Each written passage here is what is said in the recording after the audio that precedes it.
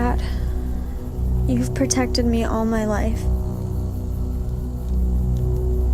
Now it's my turn to protect you.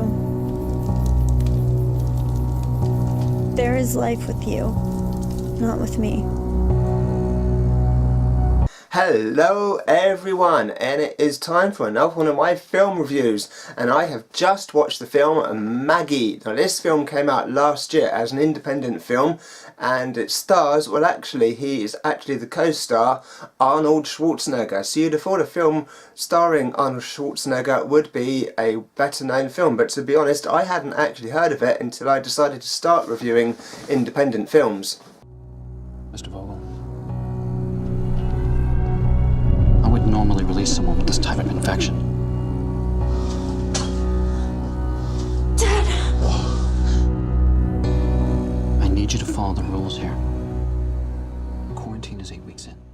The main star of the film is a young actress called Abigail Breslin, and she plays a very good job at playing Maggie. Now, you may think a zombie film starring Arnold Schwarzenegger is going to be fast-paced action, lots of shooting and blood and guts and zombies eating everyone and the typical cliched zombie thing. Actually, no, you're wrong. This is actually quite a slow-paced film, and to be honest, I thought it was good at a slow pace, because I've seen a lot of films lately where the director or producers or whoever seems to think you have to go faster, faster, faster to make a good film. You must go as fast as you can, full on action all the time, faster, faster, faster, faster, more, more, more, more, more. And to be honest, this film was actually a relief, because it is actually quite a slow-paced film, but don't get slow-paced confused with boring, because it isn't boring in the slightest bit. The pacing of the film actually works really well. Now, you're thinking, oh, slow-paced zombie film. But the thing is, you don't become a zombie as soon as you're bitten. You have several weeks before the virus takes over your body and you become into a flesh-eating zombie person. So, but between getting bitten and then turning into this violent creature that just wants to eat you, you're actually still fairly okay. You've still got all your sense of who you are, you've got all your feelings, your emotions and everything, but you know that in a couple of weeks' time you're going to turn it into this killing machine, basically. And so that can be quite emotional for some people, because, you know, your life is effectively over, but you've got, you know, your 2 weeks left. So this is what happens. So Maggie, who is the main character of the film, has been bitten, and basically this film looks at the last few weeks of her life as she slowly transforms into a zombie. And basically it's quite an emotional film, really. It gets you in the feels quite a lot.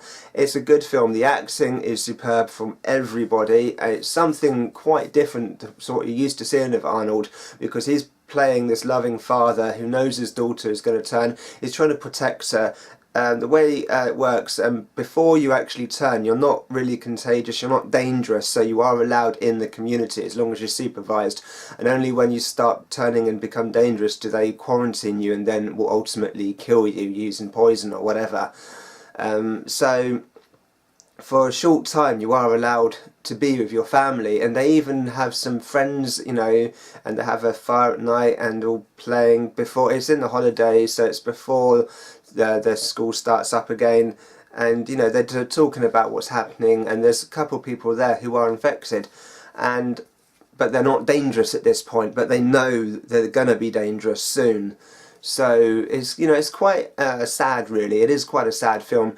I've been having a quick read about it. I haven't read too much about it, but some places are calling it a horror film. There are a couple of scary moments in it, but I would really say it's more of a drama. There's some suspense in places. It's not really too much of a thriller. It's definitely a suspense drama, I would say, more than a horror, even though there are a couple of scary moments in it.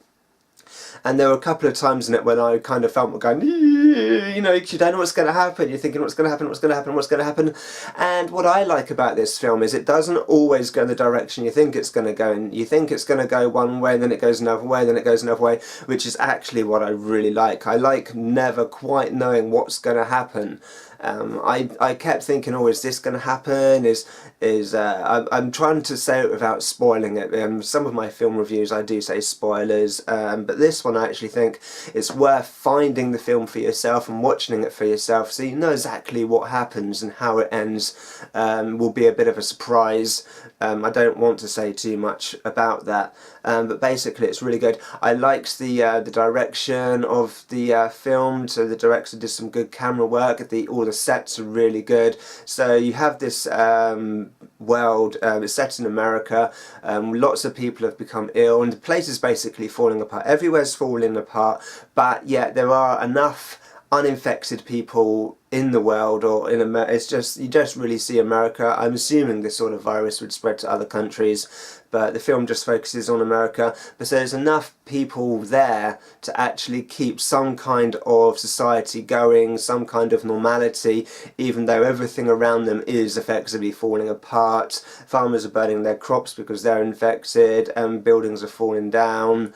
Everywhere's kind of got destroyed, but yet amongst all this destruction you have people trying as best as they can to live out a normal life. You know, you don't have people running in terror or anything like that, and you don't have people, you know, desperately trying to get away from the infected people. You know, the police are still very much in control here. Law and order hasn't fallen down, even though society is crumbling. They are still trying to carry on, and I think it's quite a realistic scenario like that. You haven't got people just mass panicking all the time. The virus has been around for a while, so maybe there was some mass panic and people looting and stuff, because you do see a lot of places destroyed. At one point early on in the film, they go to a petrol station to buy some petrol, or gasoline I suppose, because it's in America, and that's all being destroyed and falling apart. And you do see another house where some people had previously turned into zombies, and that's all being destroyed. So there is a lot of destruction, but yet amongst all that, people are doing their best to carry on. I thought Arnold's acting was really good. I think Arnold sometimes gets kind of caricatured as this one-dimensional action hero. You know, he comes in guns blazing, he saves the day. It wasn't like that at all, although he did have to kill a couple of zombies. I won't go too much into that, but even that is done really well, and it's actually done quite sensitively as well, even though he has to kill these people, because they were once people. They, you know, they're not like some zombie films where people going, oh, and then someone going around with an axe and a gun and just blasting the hell out of everyone and thinking, yeah, isn't this a great film? It isn't done like that. It's actually done with respect to the fact that these zombies were actually once people, and it isn't an easy thing to kill these people, but it has to be done because you need to stop the spread of the virus. So anyway,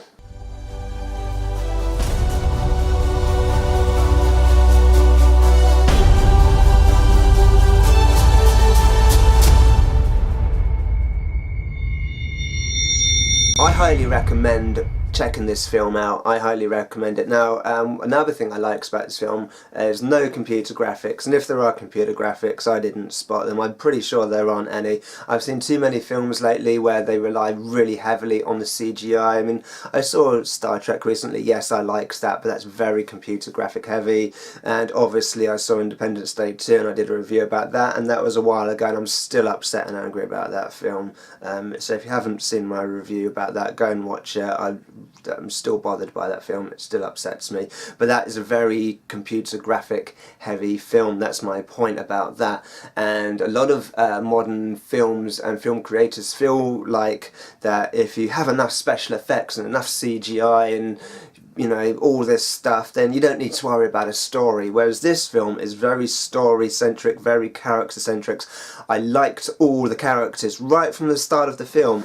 I liked the characters. I wanted to get to know the characters. You know, they were likable people, and you wanted to see where the journey takes them right from the beginning, opening scene, right the way to the end. I was invested in the characters and what happened to them, unlike some other films where they're forgettable people, or you just don't like them. And this one, everything was done really well, and the action was done well, the script writing was done well, the direction. I really liked this film, and it was such a I found it almost a relief that it was a slow pace, and as I said before, don't confuse slow paced with boring. The pacing was right for the type of film it was, because it is an emotional zombie film. To say it's an emotional zombie film sounds a bit funny really, but it is. But you would be upset if you'd been bitten and you knew that in a couple of weeks time you were going to basically turn into a zombie, which meant the authorities would have no choice but to kill you.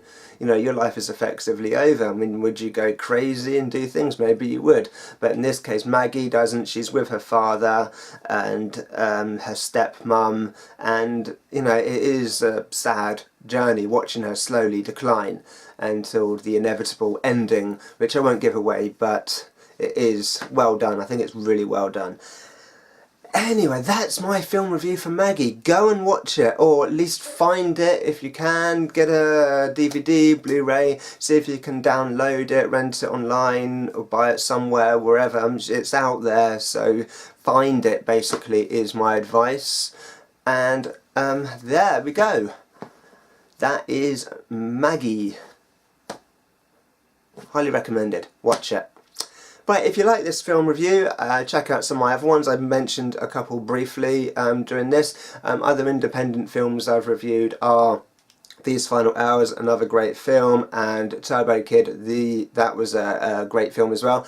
I've just realised something that Turbo Kid, These Final Hours and Maggie all have in common, is that the world is pretty much doomed in all of them for various reasons. So I hope all the independent films I watch aren't like that. It'd be good to watch an independent film where the world isn't basically coming to an end. I'll see if I can find one for my next review. Obviously I will continue to do cinema reviews, but as I said last week in my like 2-minute video, however long it is, you don't see me in that one. It's just basically me telling you I'm going to be doing these film reviews. I will still be doing cinema reviews at least once a month. Obviously I can't afford to go every single week. But if you like this video and subscribe and then watch all my other videos, one day I might be able to do more film reviews from the cinema, but I'll continue to do these independent films because I actually enjoy them better than the big budget Hollywood pieces of rubbish that you see now of all the big advertisements. So glad I watched it. You should watch it too, and I will see you later. Bye.